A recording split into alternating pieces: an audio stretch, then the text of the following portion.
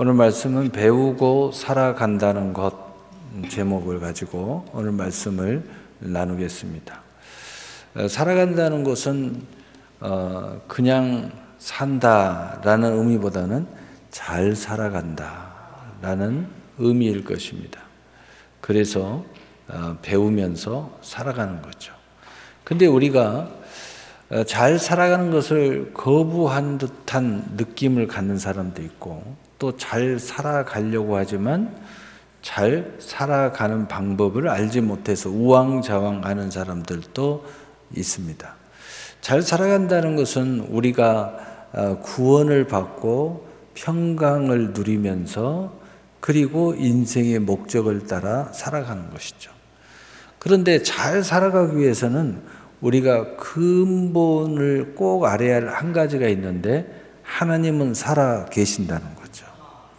그리고 천국과 지옥, 우리가 이 땅에만 삶이 있는 게 아니고 죽음 이후에도 있다는 거예요.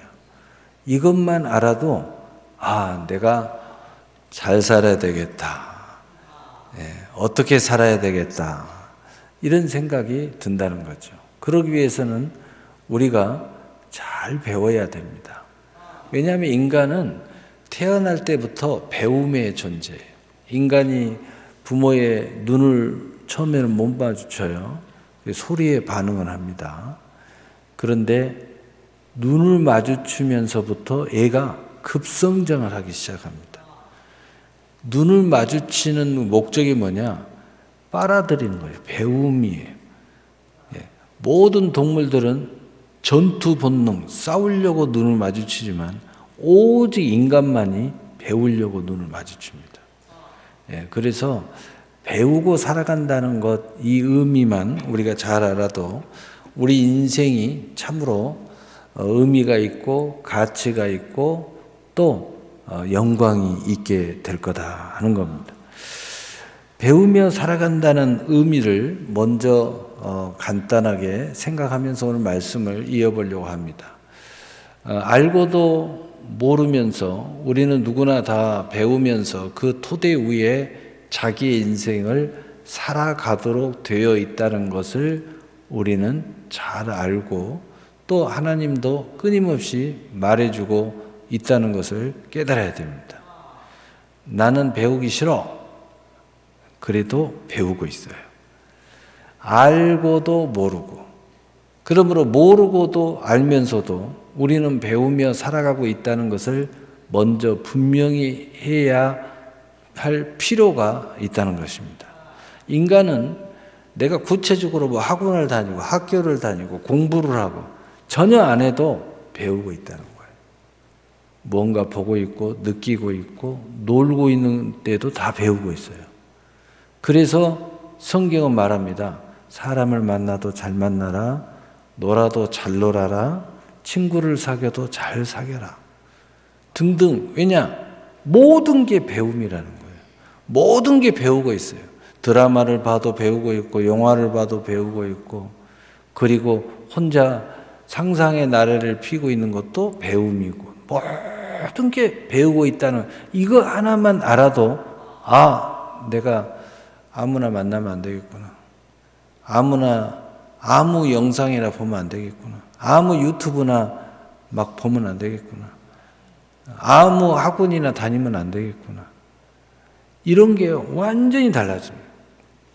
어떤 사람은 학교를 가는데 선생님을 만났는데 그 선생님이 너무 관심을 갖는 거예요. 그리고 볼 때마다 사랑스러운 이야기를 해주는 거예요. 급기야는 나중에 기도해 줄까 하면서 기도까지 해주는 거예요. 이 친구가 아주 문제였는데 선생 잘 만나서 인생 바꾼 케이스입니다. 선생이 그렇게 해주니까 얘가 갑자기 그 선생 과목을 공부를 너무 잘하는 거예요. 그리고 선생이 지도하는 대로 공부를 시작하는 거예요. 인생 바꿔버렸죠. 완전히 바꿔버렸죠. 그 반대의 케이스도 얼마든지 있습니다. 그래서 우리는 하나님 앞에 기도해야 돼요. 오늘 이 설교도 오늘 이 예배를 드릴 때도 우리가 이 예배를 어떻게 들으냐에 따라서 인생이 향방이 달라질 수 있어요. 그래서 오늘 첫 본문의 6절의 말씀이 너희 마음과 생각을 지키시리라. 그래서 오늘 설교도 여러분이 복된 설교가 되기 위해서 평강의 하나님께 기도하면서 오늘 이 설교를 들으시기를 예수님의 이름으로 축복합니다. 그래야 길가에 떨어지지 않고 돌짝밭에 떨어지지 않고 가시떨기에 떨어지지 않고 좋은 땅에 떨어져서 30배, 60배, 100배의 결실이 있게 될 줄로 믿습니다. 어느 날 갑자기 지금의 내가 만들어진 것이 아니라는 사실을 우리가 알아야 한다는 거예요. 오늘 여러분의 이 모습은 미래의 여러분을 만들고 있다는 것을 명심해야 돼요. 그래서 나중에 오늘의 나를 볼 때 누구 탓할 게 없다는 거예요. 다 내 인생이고 내가 결정했던 거예요. 그런데 대부분의 사람들은요, 다 원망하고 불평하고 다 그렇게 사는 안타까움이 있죠. 그래봤자 인생 하나도 안 바뀌어요. 그때라도 깨닫고 정신을 차려서 내가 잘 살아야 되겠다. 잘 배우면서 살아가야 되겠다. 라고 결정을 하는 순간 인생은 달라지는 거예요. 나이가 많이 먹었다고요? 전혀 달라요. 여호수아는 93세에 가나안을 정복하기 시작했어요. 세계 철도왕은 78세부터 시작해서 철도왕이 됐어요. 여러분, 나이는 그렇게 중요하지 않아요. 나이가 그보다 훨씬 젊어도요, 나는 이제 놀아야 되겠어, 은퇴해야 되겠어, 인생 끝난 겁니다. 한 120살 먹은 거나 마찬가지예요. 이제 다 살았어요. 그러나 나이가 훨씬 많이 먹어도 젊은 생각을 가지고 꿈을 가지고 또 배우면서 사는 의미를 이해하고 살아갈 때 그 사람의 나이가 80이 되고 90이 돼도요, 조금 뻥을 좀 많이 치면은 20대처럼 사는 거예요. 얼마든지 그런 사람들 많이 봐요. 예. 요즘에는 정말 그런 사람 너무 많아요. 외모도 그렇게 사는 사람들 많더라고요. 이게 지나가다가 참 날렵하고 웬 젊은인지 스마트하고 옷도 그냥 깔끔하게 입고 지나간다. 걸음걸이 자체에 이 풍기는 이 느낌이 다르잖아요. 이게 다 그래서 이렇게 쳐다보고 하는데 쓱 보는데 깜짝 놀라요. 60이 넘으신 분이야. 그런데 20대처럼 보여요. 옷을 그렇게 입거든요. 반바지 팀 입고 몸은 멋지게 만들어요. 깜짝 놀래요. 요즘에는 그런 장면 굉장히 많이 마주쳐요. 그 정도로 세상이 격변하고 있고 많은 사람들이 우리가 생각하는 전혀 자기의 정말 특별한 인생을 살아가고 있다는 거죠. 그래서 다시 말하면 내 인생의 토양과 내가 배우며 가진 사람을 따라 살아간다는 사실을 가슴 깊이 새기면서 살아가야 한다는 거예요. 그러나 희망이 있는 것은 우리 모두에게는 하나님께서 양심이라는 것을 주셔서 내 인생에 무슨 선한 것과 좋은 빛이 들어올 수 있도록 하나님께서 그 은혜로움, 그 양심이라는 은혜로움에 우리 인생을 놓아놨다는 거예요. 그래서 소망이 있는 거예요. 이런 이야기, 저런 이야기, 좋은 이야기, 여러 가지 이야기를 하다 보면요, 어떤 사람은 자동으로 나도 이제 저렇게 살아야 되겠다라고 소망을 갖는 사람이 있는가 하면, 어떤 사람은 좋은 이야기하고 간증 이야기하고 성공적인 이야기하고 하면요, 더 절망하는 사람들이 있어요. 왜냐? 소망이 없다는 거예요. 나는 소망이 없어. 나는 더 절망할 거야. 여러분, 절망하지 마세요. 하나님이 양심이라는 우리 마음에 두셔서 여러분 절대 안 된다고 생각하는 사람들, 절망하는 사람들도 소망이 있는 거예요. 사람은 마음먹기에 달려있다는 말이 있어요. 근데 그 마음먹기에 달려있다는 그 가장 큰 힘이 뭐냐? 마음에 양심이 있어 선한 빛과 하나님의 은혜의 빛을 받아들일 수 있는 마음을 하나님이 우리에게 주셨다는 거예요. 아무리 악한 마음이 들고 아무리 3000% 빠지는 나쁜 마음을 가졌더라도 양심이 막 움직여요. 움직여 가지고 내 인생 자신에게 기회를 주게 되어 있다는 거죠. 얼마나 감사합니까?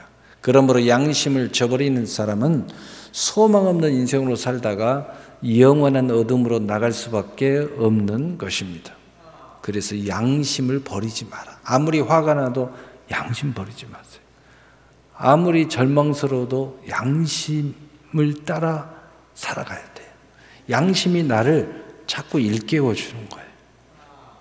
그러므로 첫째, 내 인생에서 배우며 산다는 몇 가지의 모습들에 대해서 말씀을 먼저 나누고, 또 이것을 우리가 일깨워야 왜 오늘 이 예배가 우리에게 은혜가 되는가, 왜 선물이 되는가 라는 것을 우리가 이해할 수 있죠. 로마서 3장 23절에 모든 사람이 죄를 범하였음에 하나님의 영광에 이르지 못하더니, 아멘. 먼저 오직 지금 나의 기준대로 선택하며 나의 입맛에 맞는 것에만 배우고 생각하고 살아가는 나의 의를 구하는 삶의 여정의 모습을 가진 사람들이 있습니다. 이런 사람들은 현재의 나를 결코 벗어날 수 없어요. 무조건 내 생각대로, 무조건 내 선택대로, 무조건 내가 옳다고 생각하는 대로 절대 나의 모습을 벗어날 수 없어요. 한치도 성장할 수 없고 한치도 새로운 삶을 살 수 없어요. 내가 선택하고 생각하고 결정한 대로 지금의 나의 삶에서 한치도 벗어날 수 없다는 안타까움이 있어요. 두 번째 유형은 그 무슨 이유 때문에 그 목적을 이루기 위해서는 나쁜 방법을 배워야 한다고 여기는 부정적인 생각으로 인하여 어둠의 것을 배우고 생각하고 선택하며 살고 있는 나의 부정적 삶의 여정을 살아가는 사람들이 있습니다. 여러분, 지금 많은 사람들이 이야기하면, 부자 이야기하면 저놈 나쁜 놈들 그래요. 왜 부자가 나쁘냐고 그러면, 저 나쁜 짓을 얼마나 많이 했길래 부자가 돼요. 이렇게 생각하는 사람들이 있어요. 그러면 가난한 사람들은 나쁜 짓 안 합니까? 제가 물어봐요. 그러면 행설수설해요. 행설수설. 그러면 가난했으면 더 선합니까? 그럼 행설수설이에요. 마찬가지예요. 부자도 나쁜 사람이 있고 좋은 사람이 있고, 가난한 사람도 나쁜 사람이 있고 좋은 사람이 있어요. 부자는 무조건 나쁜 게 아니에요. 여러분, 이렇게 나쁜 생각을 가지면서 나쁜 방법을 써야 내 인생의 목적이 이루어진다고 생각하는 사람, 그래서 그쪽으로 머리를 자꾸 돌려요. 야, 내가 성공하려면 나쁜 짓 해야 돼. 내가 뭔가 하려면 나쁜 생각을 해야 돼. 마음에 철판을 깔아야 돼. 얼굴에 철판을 깔아야 돼. 막 이런 생각을 하는 사람들이 있어요. 여러분, 어둠 세력에서 벗어날 수 없어서 죽임과 도둑질과 멸망의 삶의 여정을 피할 수 없는 사람들의 유형입니다. 이 사람들은 늘 슬픔과 좌절에서 벗어날 수 없어요. 왜냐? 나쁘게 살기 때문에 심는 대로 나쁜 인생이 될 수밖에 없어요. 아무리 겉으로 껍데기로 성공하고 뭔가 이루어서도 그 사람은 나쁜 사람이에요. 모든 사람이 결국은 그 실체를 알게 되고 하나님도 알고 자신도 알게 됩니다. 그래서 그 나쁜 삶, 나쁜 인생의 여정을 달려왔던 나의 삶 앞에서 절망할 수밖에 없는 거예요. 세 번째 유형은 나름대로 좋은 것에 집중하여 양심을 따라 긍정적으로 양심을 버리지 않고 양심이 허락하는 것에 대하여 배우고 생각하고 선택하며 나름 선한 대로 살고 있는 삶의 여정의 유형의 사람들이에요. 나름대로 우리 이렇게 세상에 보면 예수는 안 믿어도요, 참 선하게 살려고 양심 있게 살려고 애쓰는 사람들 많이 있어요. 그런데 하나같이 안타까운 건 뭐냐? 절망이에요. 자기는 그렇게 하려고 하는데 세상도 무심하다 이런 이야기예요. 나는 이렇게 노력을 하려고 하는데 하늘도 무심하다 이런 이야기예요. 절망해요. 인간의 그 어떤 선한 의와 소망도 스스로 구할 수 없고 서로가 서로를 구할 수 있는 그 어떤 선이라도 결국 그 어떤 이유와 자신들의 나름 목적 때문에 결국 파토를 내고 저버리고 자신의 이익이나 목적이 맞지 않다고 하면서 자신의 수고와 헌신에 값이 없다고 판단해서 결국은 양심이 있는 이유 있는 양심, 결국 양심을 버리는데 이유 있는 양심의 선택이라고 우겨대면서 합리화를 시도하고 모든 것을 무산되어 헛되어지고 만다는 거예요. 참 안타깝죠. 양심이 있다 막 이야기하는데 결국은 이익 때문에, 목구멍이 포동청이에요. 내 자식 때문에, 또 나의 사랑 때문에 온갖 이유를 다 대면서 양심을 버리는데 안 버렸다고 우겨대요. 인생은 결국은 그럴 수밖에 없다는 거예요. 나름대로 살려고 애쓰지만 양심을 버리면서 산다는 거죠. 그래도 이쪽 사람들은 그래도 조금 낫다고는 볼 수 있지만 결국은 도토리 키재기 하는 인생의 모습이에요. 그래서 시편 127편 1절에 여호와께서 집을 세우지 아니하시면 세우는 자의 수고가 헛되며 여호와께서 성을 지키지 아니하시면 파수꾼의 깨어 있음이 헛되도다. 아멘. 여러분, 하나님이 없으면 아무것도 아니라는 거예요. 다 헛되다는 거예요. 이 세상에 모든 것이 헛되다는 거예요. 그래서 여러분이 이 세상에 예수를 믿든지 믿지 않든지 아무나 붙잡고 나이 먹으면 먹을수록 나이 드시면 드시는 사람한테 한번 붙잡고 물어보세요. 다 인생이 너무 시간이 많다가 아니라 너무 시간이 빨리 지나갔다. 너무 시간이 훌쩍 지나가서 하는 것 없이 지나갔다. 인생이 허무하다. 허무하다. 이 이야기를 할 수밖에 없고 이런 이야기를 계속 들려줘요. 그러니 열심히 살아. 잘 살아. 젊었을 때 좀 열심히 잘 살아봐. 이런 이야기를 많이 해요. 여러분 열심히 살고 잘 살아도요.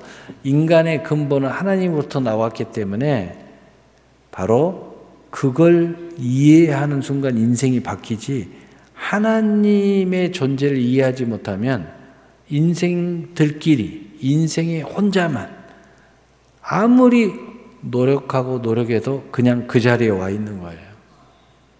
헛되고 헛된 거죠. 다 부질없게 느껴지는 거예요. 그래서 그것을 부질없게 느낀 사람은 너무 열심히 하지 마. 적당히 해 그냥. 너무 부자 되려고도 하지 마. 너무 그렇게 공부도 열심히 하지 마. 너무 그렇게 애도 쓰지 마. 다 나이 먹어보니까 다 부질없어. 그냥 행복하게 살아. 이렇게 이야기합니다. 지금 있는 시간에 즐겁게 살아. 이런 얘기를 해요. 그럼 그 사람들이 결론은 뭐냐?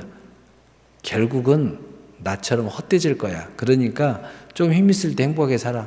그 이야기예요. 왜? 이 사람 구원을 몰라요. 여러분 하나님의 존재를 알게 되고 구원을 알게 되면 이 세상에서 허무하게 사는 것처럼 보이지만 허무하지 않아요. 이 세상에 죽도록 충성하며 살아도 허무하지 않아요. 평생 일만 하고 살아도 허무하지 않아요. 평생 한번 행복하게 살지 못했어도 내가 의미와 가치를 두고 하늘의 영광을 가지고 살아면 이 사람은 허무하다고 이야기하지 않아요. 완전히 달라요. 그러므로 이것을 알게 되는 것이 중요한데 그래서 하나님께 배우며 사는 여정이 진짜 승리다.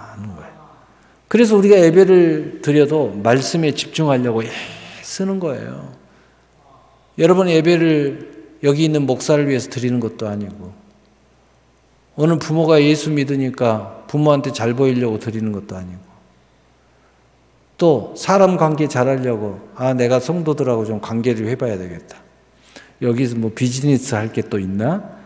이래서 예배 드리는 것도 아니고 오직 하나님을 경외함으로 하나님께 예배하는 거죠. 바로 이 하나만 알아도 예배 자세가 달라질 수 있어요. 하나님께 드리는 거예요. 하나님 앞에 은총을 받기 위해서. 하나님의 은혜를 받기 위해서. 바로 하나님께 배우며 사는 인생이 진짜 승리다는 거죠. 여러분, 그래서 모든 것이 이 하나만의 사실, 하나님의 존재만의 사실을 깨달아도 내 삶의 여정이 모든 게 하나님께 배움이 시작됩니다. 교회에 나와서 예배드리는 것만 배우는 게 아니에요. 세상의 모든 전체가 하나님께 배움이 시작돼요. 하나님이 살아계신다는 거 하나만 알아도 나의 삶 전체가 하나님의 배움의 터라는 것을 알게 됩니다. 그래서 빌립보 4장 9절에 너희는 내게 배우고 받고 듣고 본바를 행하라. 그리하면 평강의 하나님이 너희와 함께 계시리라. 아멘. 하나님과 함께 계신다는 의미는 뭐냐?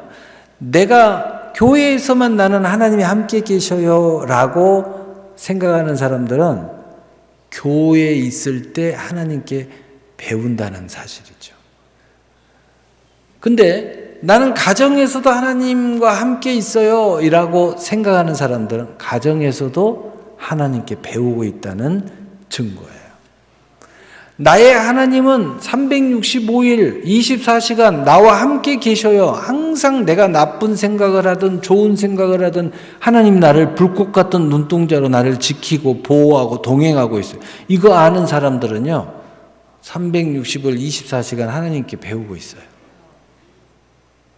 다시 말해서 배우면서 산다는 인식, 바로 그 자체가 하나님이 나와 함께 하고 계신다는 인식이에요. 이게 굉장히 중요한 거예요.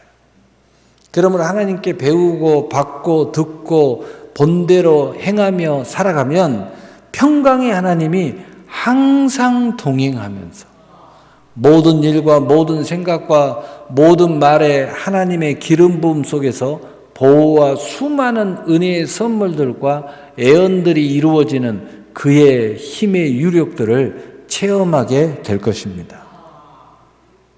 여러분이 삶 속에서 수없이 많은 것들을 체험하고 또 체험을 기대하지만 그 전에 하나님이 나와 함께 한다는 이 사실만 알아도요 마음이 위로를 받아요.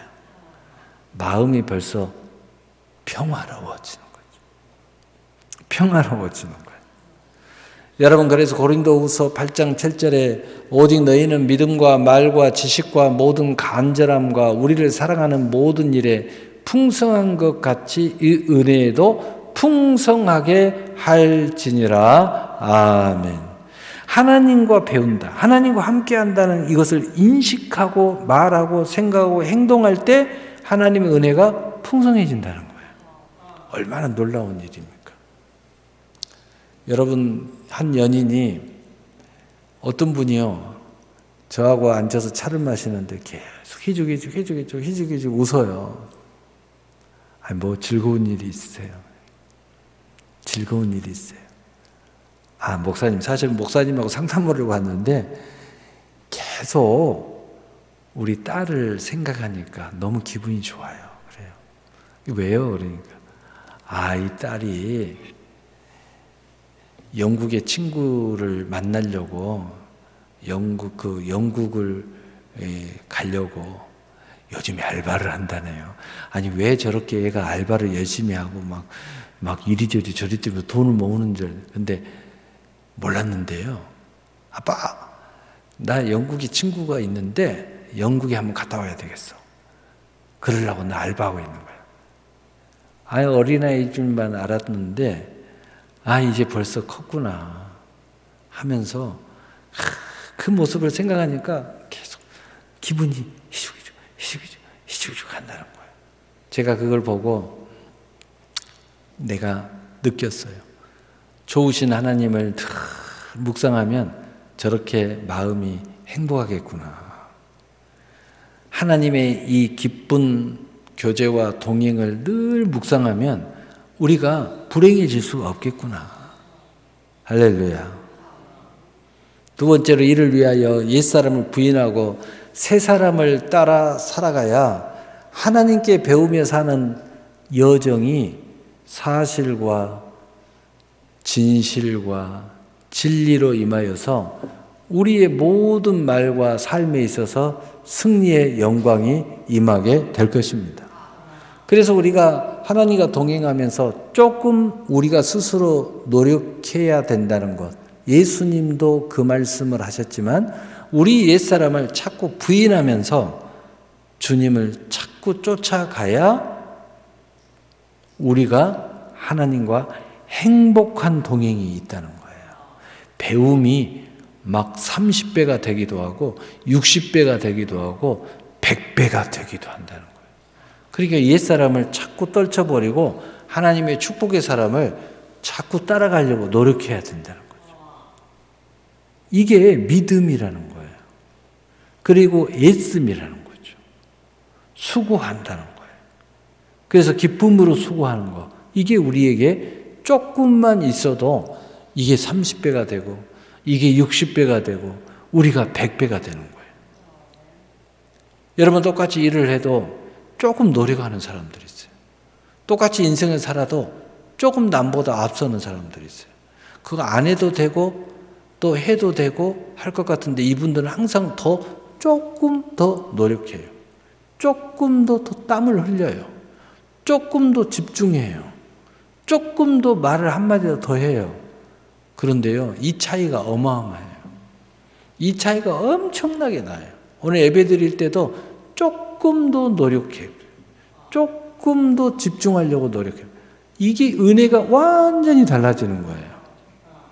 그래서 누가복음 9장 23절에 또 우리에게 이르되 아무든지 나를 따라오려든 자기를 부인하고 날마다 제 십자가를 지고 나를 따를 것이니라. 아멘. 오늘 하나님의 축복을 거부하는 옛사람, 야 그거 자꾸 조금 거부해 줘야 돼. 그 다음에 내가 좀 잘해보려고 하나님 은혜 받아보려고 축복 받아보려고 하는데 조금 힘든 부분이 있어.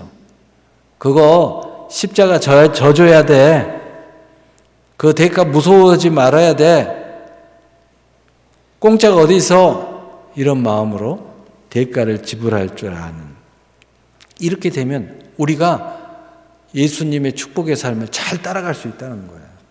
세 번째로 온유와 겸손의 멍에를 메고 배울 때 크고 비밀한 모든 은혜에 참여하게 될 것입니다.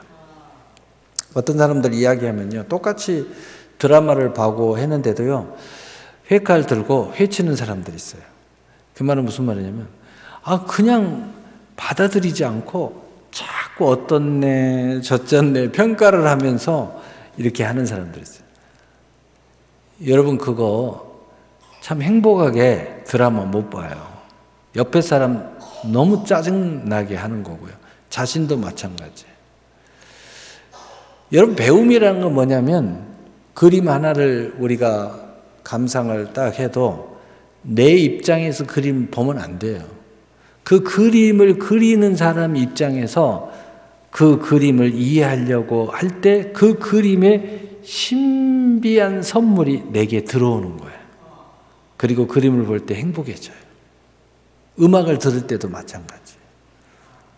오늘 말씀을 들을 때도 하나님을 생각하고 하나님이 왜 이상용 목사를 통해서 오늘 이 말씀을 할까라는 초점에서 들으면 말씀이 살아서 움직여요. 은혜롭게 들려요.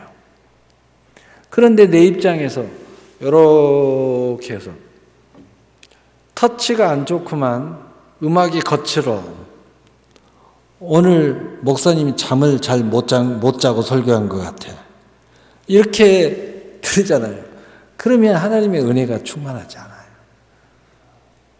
그리고 나를 부인해야 되는데, 나 오늘 피곤해, 좀 자면서 예배 드려야 되겠어, 오늘 내가 스트레스가 좀 쌓였어, 이렇게 내 입장을 생각하면서 예배를 드리잖아요. 은혜스럽지 못해요.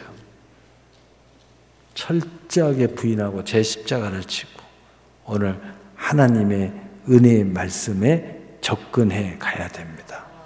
그 말은 무슨 말이에요? 온유하고 겸손의 자세로 오늘 예배 드리러 왔다 하면은 예배를 주도하는 그분의 기름 부음을 내가 받아야 되겠다 라는 입장, 배움의 입장에서 예배를 드려야 돼요. 내가 영화를 본다, 저 영화를 만든 감독의 모든 영화를 받아들여야 되겠다 라는 입장에서 영화를 봐야 그 영화가 행복해져요. 또 내가 무슨 목적을 가지고 뭔가 해야 되겠다 그러면 그 목적대로 내가 전심을 쏟아야 그 목적을 어느 정도 이루어가는 행복이 있는 거예요. 그래서 예수님이 말씀하시는 거예요. 온유와 겸손의 멍에를 메고 내게 배우라는 거예요. 그래서 마태복음 11장 29절 30절에 나는 마음이 온유하고 겸손하니 나의 멍에를 메고 내게 배우라.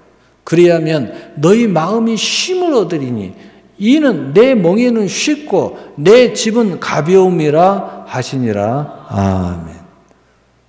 제가 설명은 중간 언어로 설명할 수밖에 없어요. 중간 언어라고 굳이 표현한 건 뭐냐? 완전 세상 언어도 아니고 완전히 저 천국의 언어도 아니에요. 중간 언어. 여러분들 좀이라도 이해시켜 보려고. 예. 그러나 여러분이 이것을 완전히 천국의 언어로 하나님의 말씀의 언어로 믿음으로 받아들이잖아요.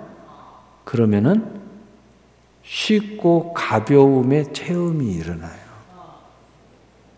그냥 제가 이야기하면요. 철학자도 이해시킬 수 있는 언어로 여러분을 이해를 시키고 있거든요. 근데 믿음의 사람으로 들으면 아우 목사님 저렇게까지 설명 안 해도 다 되는데 이런 생각이 들어요. 믿음으로만 이야기하면은요 너무 쉽죠. 믿습니까?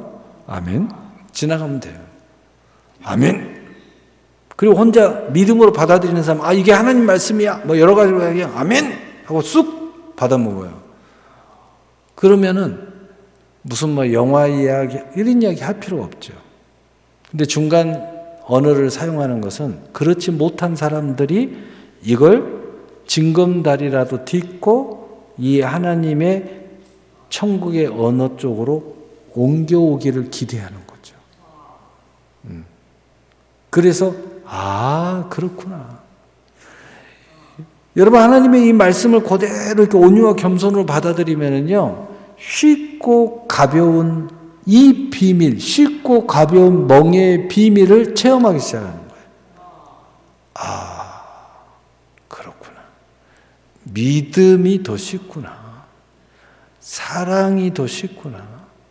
은혜가 더 쉽구나. 믿음으로 구원받는 것이 훨씬 더 어려운 줄 알았더니 쉽구나. 하나님 앞에 주의를 지키면서 사는 것이 훨씬 쉽고 가벼운 인생이 되는구나. 이걸 알게 된다는 거죠. 오늘 하나님 말씀 마치겠습니다. 빌립보서 4장 8절 9절에 끝으로 형제들아 무엇이든지 참되며 무엇이든지 경건하며 무엇이든지 옳으며 무엇이든지 정결하며 무엇이든지 사랑받을 만하며 무엇이든지 칭찬받을 만하며 무슨 덕이 있든지 무슨 기림이 있든지 이것들을 생각하라. 너희는 내게 배우고 받고 듣고 본바를 행하라. 그리하면 평강의 하나님이 너희와 함께 계시리라. 하나님이 함께 계시면 상상을 못하는 놀라운 일이 일어납니다.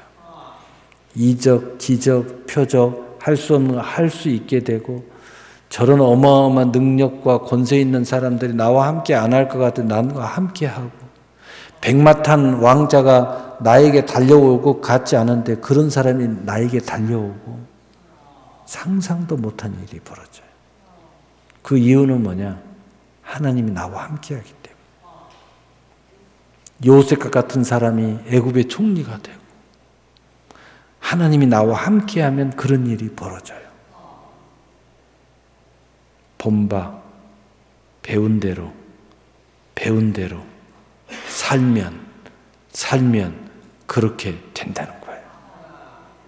사랑하는 새나라 성도 여러분, 우리 그리스도인들로서 우리가 먹고 사는 것이나 축복을 받는 것이나 모든 축복의 선물에 대하여 누리는 것이나 더 나아가 사명을 감당하면서 나와 모두와 교회와 하나님의 나라를 위하는 것이나 모두가 다 오직 한 길로 가야 한다는 사실을 명심할 때 오직 믿음의 길, 한 길, 천국을 향해 가는 한 길이라는 사실을 우리가 깨닫고 명심할 때 우리가 배우고 살아가는 것이 참으로 선하고 아름다워질 것입니다.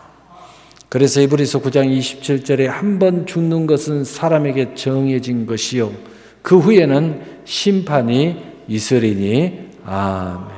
사랑하는 새나라 성도 여러분, 우리가 배운 것에 대하여 기쁨으로 받으시고 생명을 얻되 더 풍성한 열매들과 가득 찬 인생을 살아가야 됩니다. 이얼령 교수라고 정말 멋쟁이 교수님이 계셨는데 수년 전에 타계하셨죠. 근데 그분이 마지막 유언을 하시면서 그 아들도 교수인데 아들이 이야기한 이야기인데 그 아버지가 마지막 삶을 마지막 이제 천국을 가시려고 준비하시는데 나의 인생은 하나님이 주신 선물이었어. 내가 조금만 더 일찍 이것을 알고 깨닫고 믿었더라면 더 좋았을 거야. 이게 마지막 말이래요. 이 선물과 같은 인생에 배운 것을 기쁨으로 삼으시고 받으시고 생명을 얻되 더 풍성한 열매들과 가득 찬 금생과 내생의 약속의 삶을 영유하시는 여러분이 되시기를 우리 주 예수 그리스도의 이름으로 축복합니다. 축복합니다. 아멘. 사랑의 하나님.